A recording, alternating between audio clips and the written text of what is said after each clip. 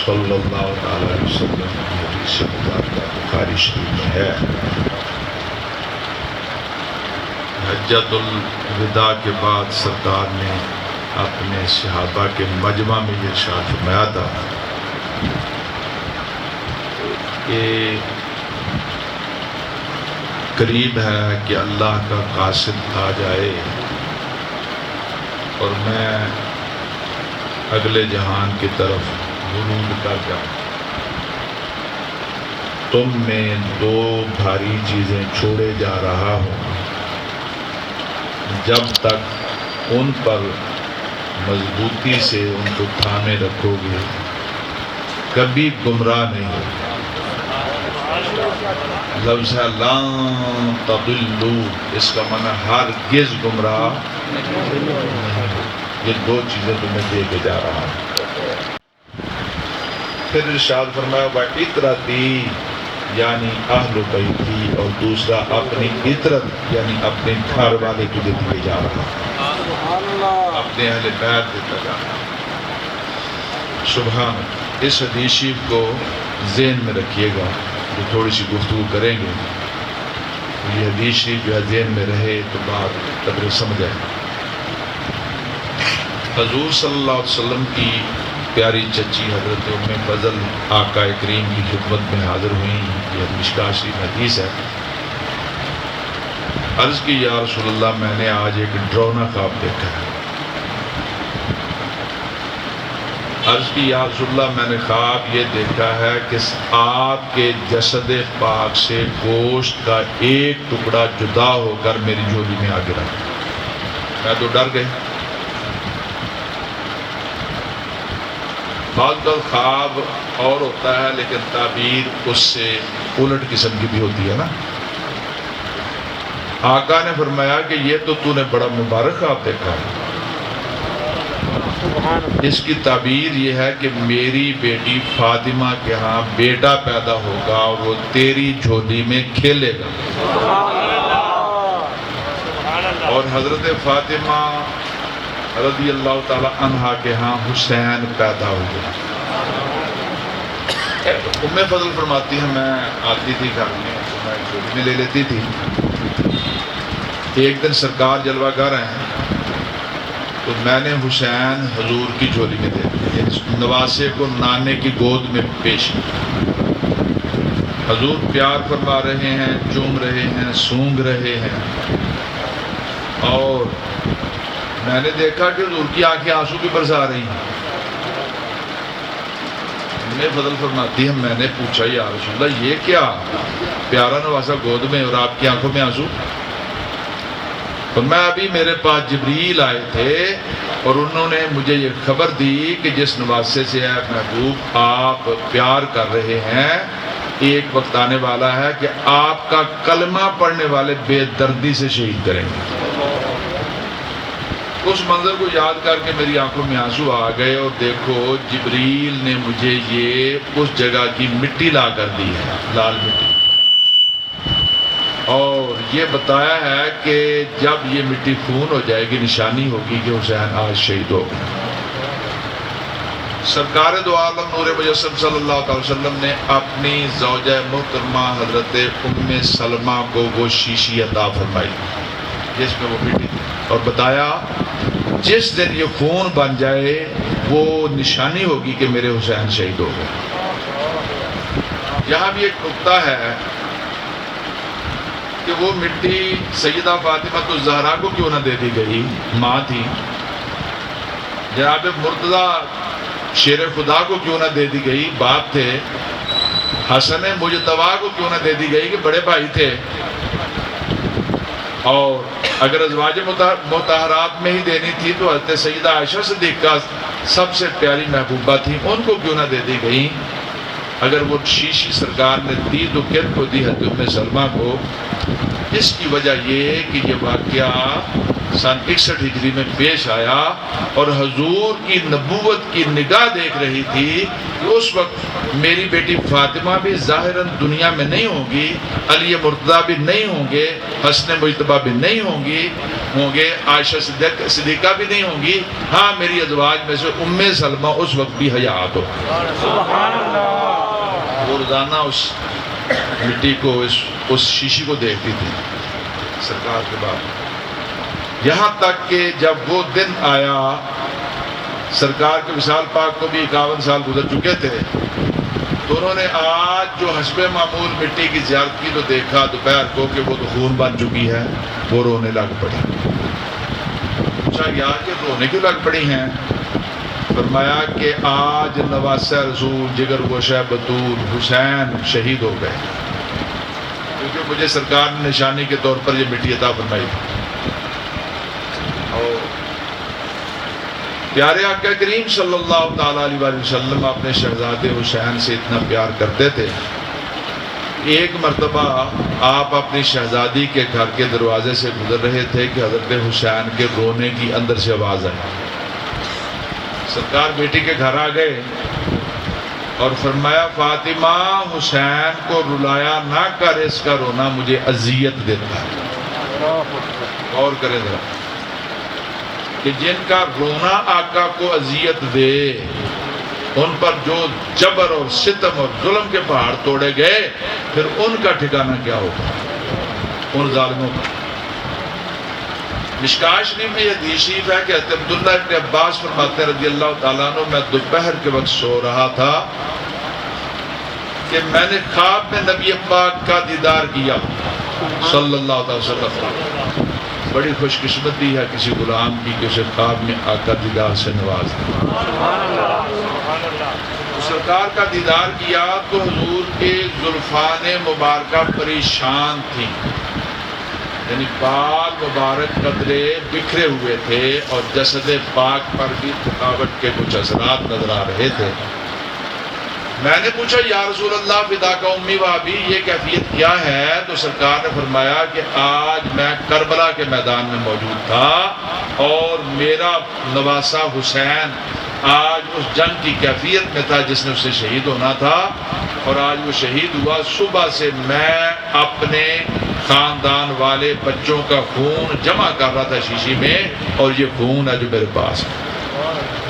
غور کیجئے پیارے آقا کو اس شہادت اور آپ کے خاندان کے اس کنبے کے شہید ہونے اور یوں ذبح ہونے اور تکلیفیں اٹھانے کی کس قدر آقا کریم صلی اللہ علیہ وسلم کے قلب اطہر پر اذیت گزری، اور جو اللہ رسول کو اذیت دیں قرآن پاک میں کہ ان پر اللہ کی بھی لعنت اور فرشتوں کی بھی لعنت، جو اللہ اور اس کے رسول کو اذیت دیں۔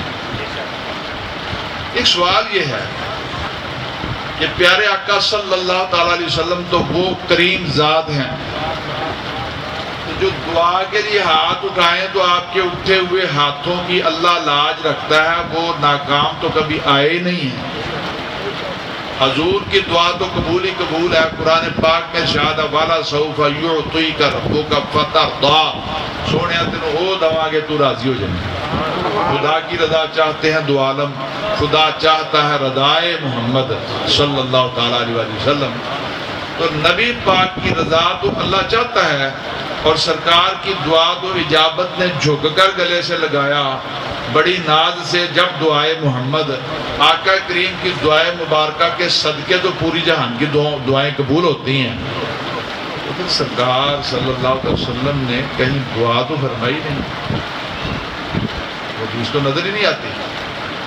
اتنی اذیت قلب مصطفیٰ پر گر رہی ہے۔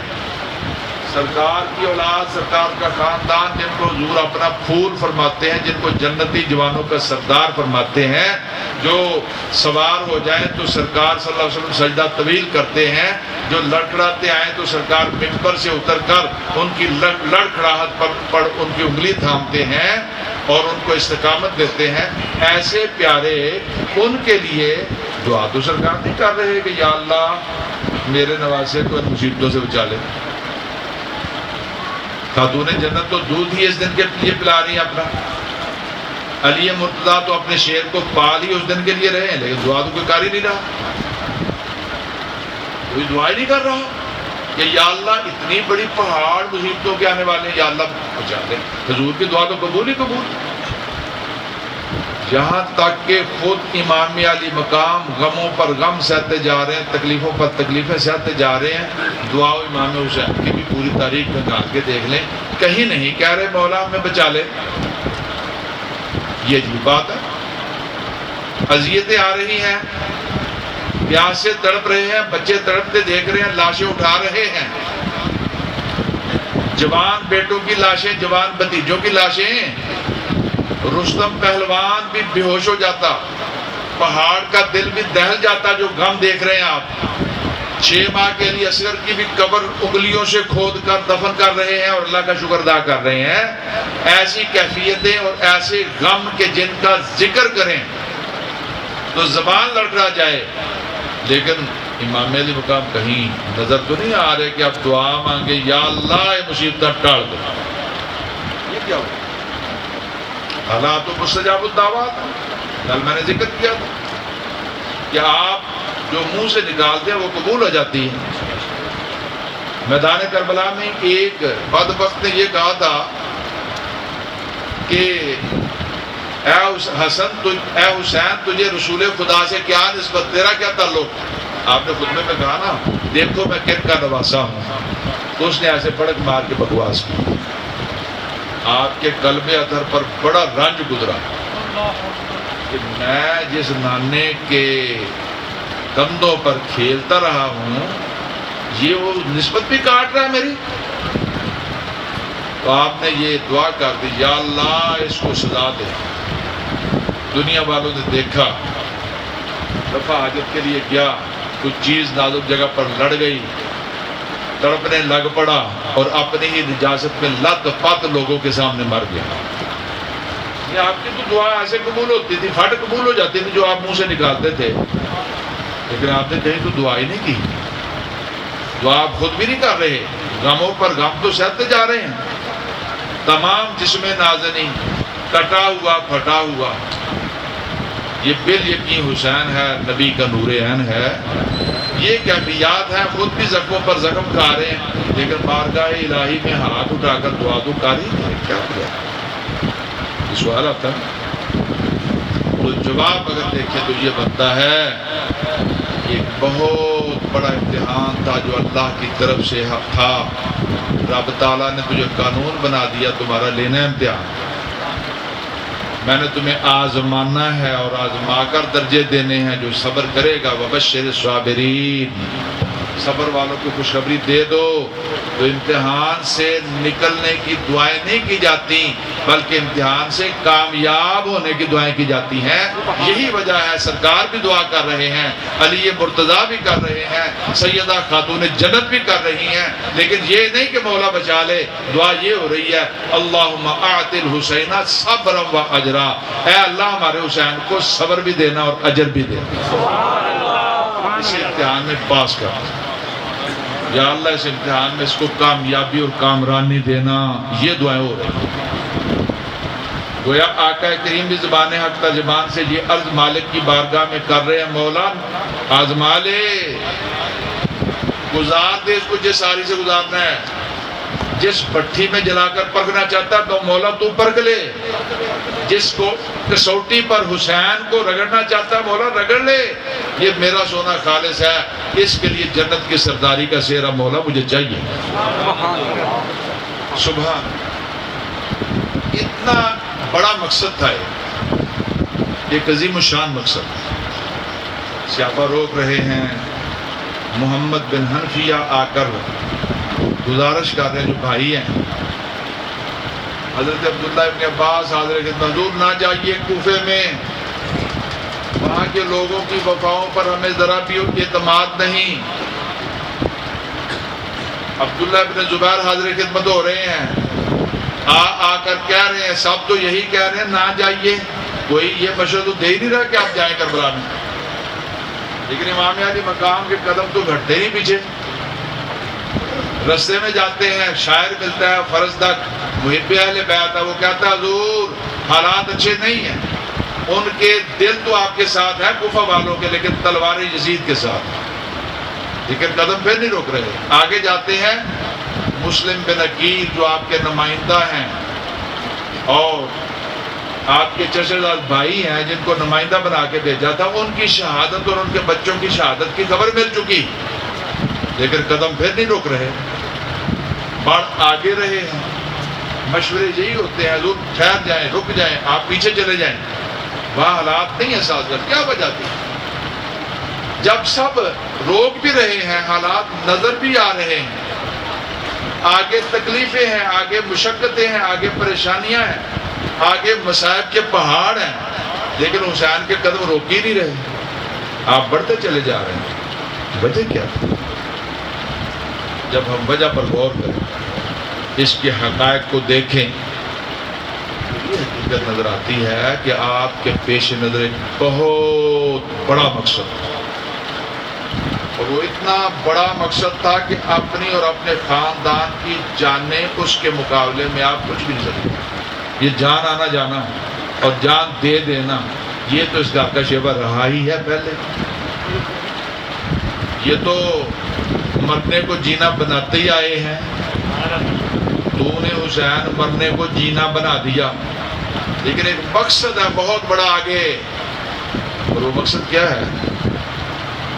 وہ مقصد جو خواجہ خواجگان بھی اپنے شعر میں لکھ گئے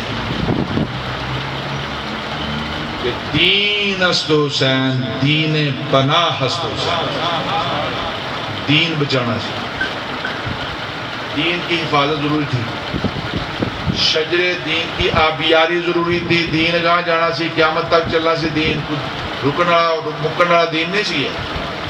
نانا دین دے گئے، اس کا ڈھانچہ مکمل کر گئے، دین مکمل دے کر گئے، آیت آپ کی حیات پاک میں مل گئی، الیوم اکملت لکم دینکم واتممت علیکم نعمتی وردیت لکم الاسلام دینا۔ یہ اللہ تعالیٰ نے فرما دیا، سونیا آج تیرے تے تیرا دین مکمل ہو گیا، نعمت ساڑی تمام ہو گئی، کہ تواڈے واسطے اسلام دین نو اللہ نے پسند کر لیا، دین کمپلیٹ ہے، اس کی چار دیواری مکمل ہے، اس کا ڈھانچہ مل گیا ہے، پورا دین، پورا قرآن، پوری حکمت یہ نازل ہو چکی، دین مل گیا، شریعت مل گئی ہے۔ اب سرکار پوری شریعت دے کر اس دنیا فانی سے ظاہراً رخصت ہو گئے۔ جب آپ رخصت ہوئے تو مصلی کس کو ملا تھا؟ حضرت صدیق اکبر کو سرکار خود مصلی دے گئے، اپنی امامت دے گئے، اور صحابہ نے بالاجماع، اسے کہتے ہیں اجماع جس پر متفق ہو جائیں مسلمان اہل علم، تو ایک عام علماء کا اتحاد اجماع ہے، عام علماء اجماع کریں وہ بھی شریعت کا مسئلہ ہے۔ جب امت کے بڑے علماء متفق ہوں کہ یہ ہونا چاہیے، اگرچہ وہ نہیں ملتا مسئلہ، جب دین کی روح سے یہ ٹھیک ہے، اسے کہتے ہیں اجماع امت، اور اجماع امت سے مسائل فقہ اخذ ہوتے ہیں، وہ مسئلہ بن جاتا ہے شرعی۔ اور ایک عام اجماع ہے، ایک تابعین کا اجماع ہے، ایک ائمہ کا اجماع ہے، اجماع کی اپنی اپنی جو ہے وہ اپنی اپنی شانیں ہیں، لیکن اس اجماع کی کیا بات جو حضور کے بعد حضور کے صحابہ جس پر مجتمع ہو گئے، جتنے اجماع صحابہ کا ہو گیا، پھر کچھ شک رہ گیا؟ تو اجماع کر کے صحابہ نے حضرت صدیق اکبر رضی اللہ تعالیٰ عنہ کو حضور کی خلافت کے لیے چن لیا۔ اور بخاری شریف میں دیکھیں خود علی نے، مولا علی نے بیعت کی، بخاری شریف میں۔ تو اب کوئی شک شبے والی بات تو نہ رہی، آپ کوئی آ کر بعد کو شکوک پیدا کرے۔ جب صحابہ کا اجماع ہو گیا ہے، صحابہ ہی سارے اس بات پر متفق ہو گئے، پھر شک کیڑا رہ گیا؟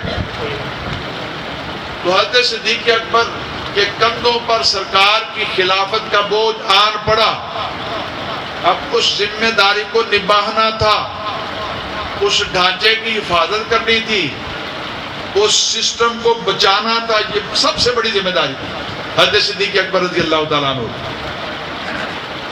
پھر آپ نے کیسے حفاظت کی؟ اگر کسی طرف سے مرتد اٹھے تو آپ نے جہاد کی اور جو اس کی سرکوبی کر دی، اور جھوٹا نبوت کا دعوے دار مسلمہ کذاب کھڑا ہو گیا، آپ نے لشکر تیار کیا اور خوب مقابلہ کرا کے اس کا کلا کما کر دیا، حضور کی ختم نبوت کی حفاظت فرمائی۔ اور ایک گروہ وہ بھی پیدا ہو گیا تھا جنہوں نے یہ کہہ دیا تھا اب سرکار دنیا سے چلے گئے، ہم مسلمان ہیں، کلمہ پڑھیں گے، نماز پڑھیں گے، حج کریں گے، لیکن اب زکاتیں نہیں دیں گے۔ ماں نہیں نے زکات، انہیں کیا بس زکات ہے، پیسے نہیں دینے کرنے ہونے سے، نماز پڑھا کریں۔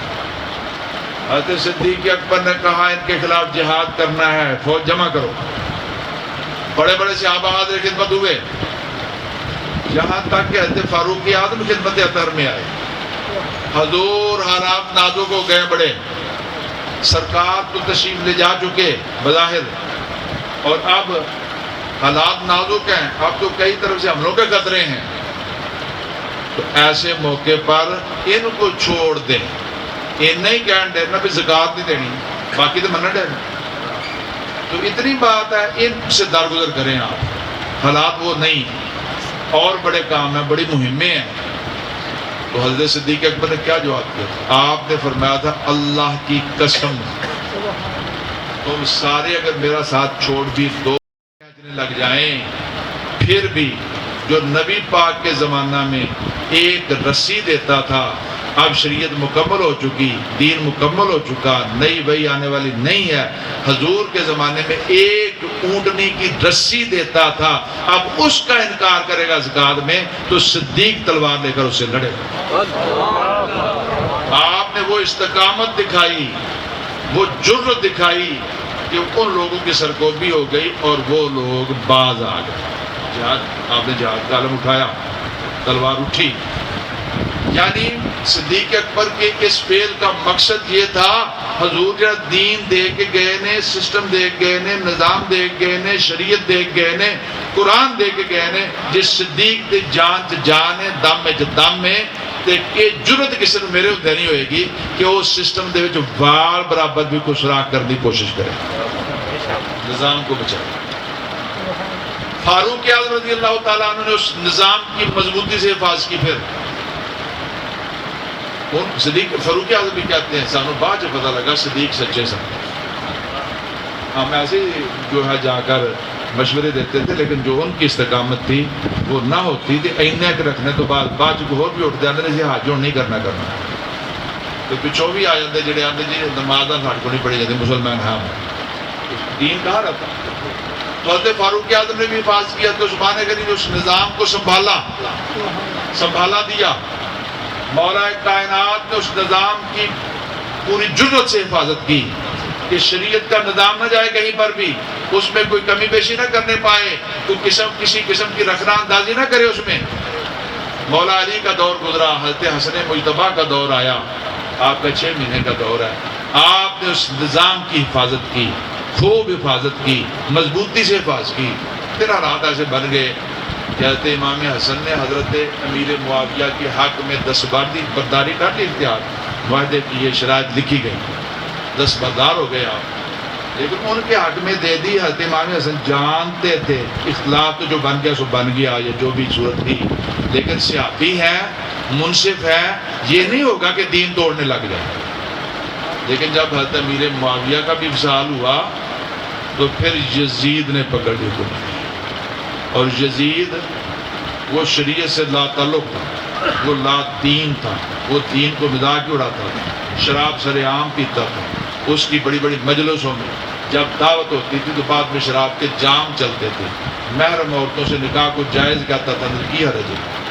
ہاں جی، شرع شریعت کے باتوں کی مذاق کرنے شروع کر دی، ادھر ظلم اور بربریت کی حد کرنے شروع کر دی، اور قرآن کے احکامات کی شرعین خلاف ورزیوں کے اس نے مذاق اڑا کر یہ کیفیت تھی۔ تو گویا وقت آ گیا تھا کہ ایسا شخص حکومت کو پکڑ کر بیٹھ گیا تھا، پیچھے شریعت کو بچاتے رہے، سسٹم کی حفاظت کرتے رہے، لیکن اب وہ آ گیا تھا جو حکومتی سرپرستی میں اس سسٹم کو توڑ کر اس کے حصے بکھرے کرنا چاہتا تھا اور دین کا نام اسلام کا مٹانا چاہتا تھا۔ اب یہ حالت آ گئی۔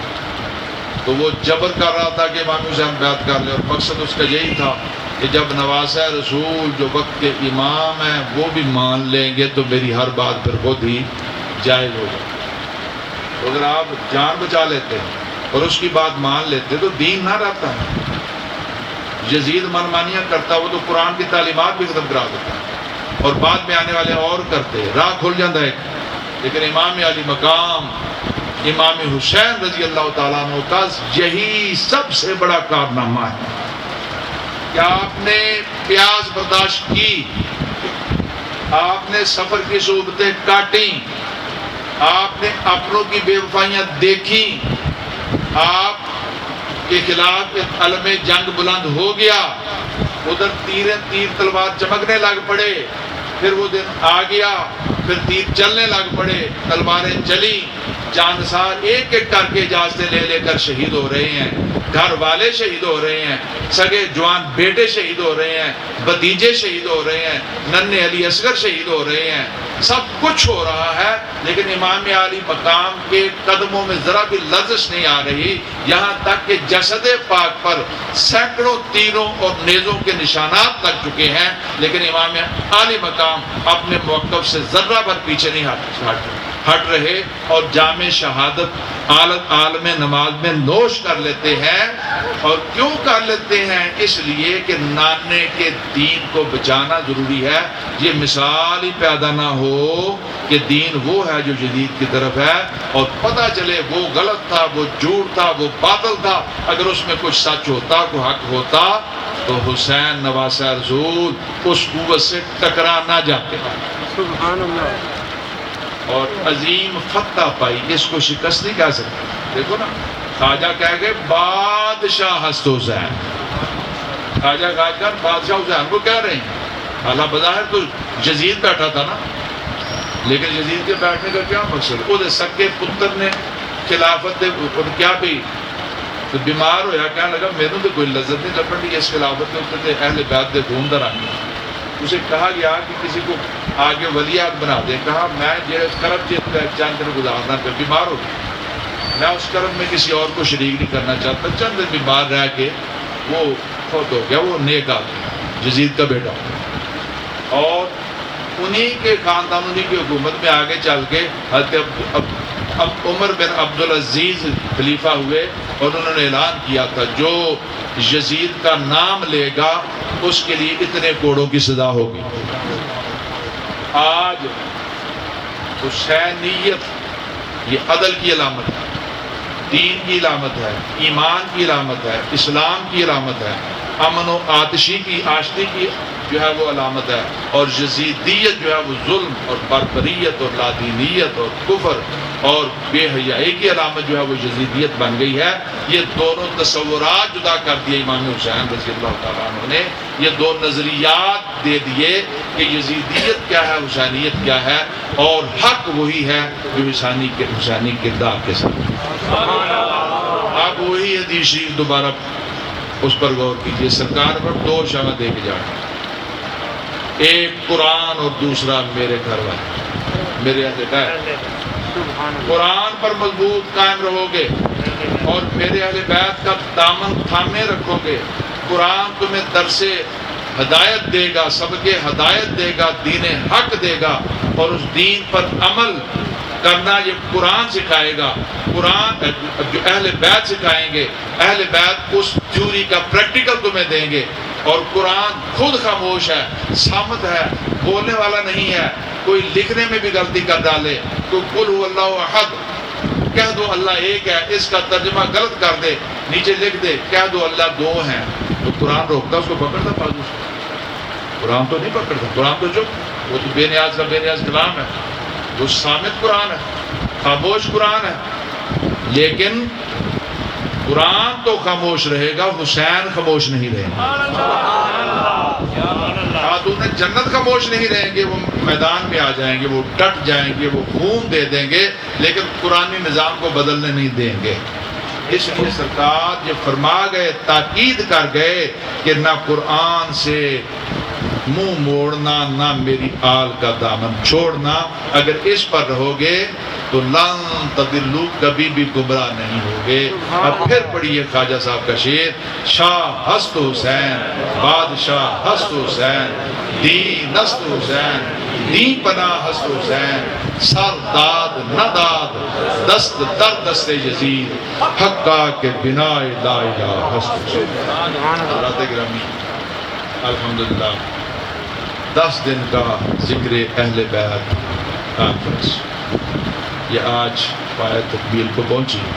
واقع صاحب بہت بہت آپ سب لوگوں کا شکریہ کہ آپ بڑی ہمت سے، بڑی کاوش سے، بڑی جو ہے وہ باقاعدگی سے اور پابندی سے محفل میں حاضر ہوتے رہے اور ایک رونق کا سما رہا۔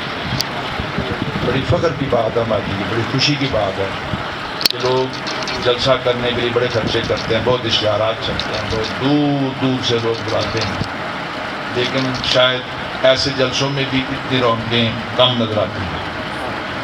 الحمدللہ جو ہم کرتے ہیں، ہمارے دوست، ہمارے احباب، ہمارے بزرگوں کی خاص ایسی محبت ہے کہ اللہ تعالیٰ کے فضل و کرم سے 12 روزہ میلاد شریف ہے تو اس میں رونقوں کا سما ہوتا ہے، اور چند سال قبل ہم نے یہ 10 روزہ ذکر اہل بیت کانفرنس کا سلسلہ شروع کیا، تو اس میں بھی الحمدللہ دور و نزدیک سے احباب آ کر ہماری حوصلہ افزائی بھی کرتے ہیں، علماء کی حوصلہ افزائی بھی کرتے ہیں، نعتیں بھی سنتے ہیں اور ذکر اہل بیت کی برکتیں حاصل کرتے ہیں۔